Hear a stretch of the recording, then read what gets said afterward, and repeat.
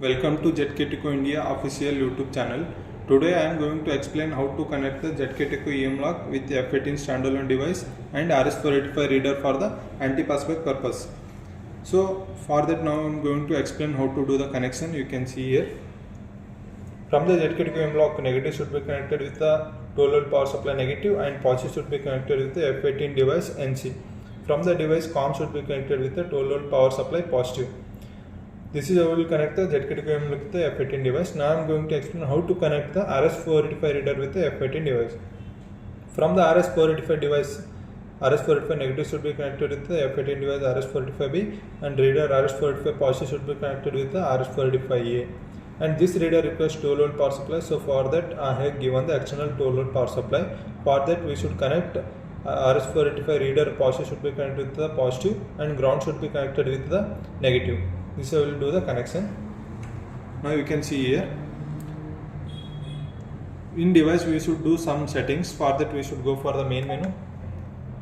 Inside main menu, go for the access control. Go for anti-passback setup. Here we should select anti-passback direction as in or out anti-passback and device status as in. After doing these changes, go back and go for the COM option. Inside COM, go for serial COM. Here we should select serial port as a master unit.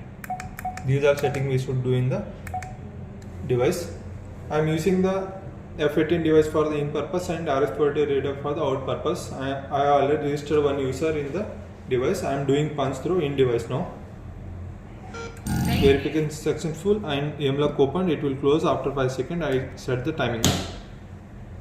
I am doing punch through RS485 reader for out purpose. Successful. Again EM lock open. It will close after 5 seconds. If I am doing again punch out through RS485 reader means it will not take. It will say illegal access. Illegal access. This is how we will connect the ZKTeco EM lock with F18 standalone device and RS485 reader for the anti-passback purpose. Thank you.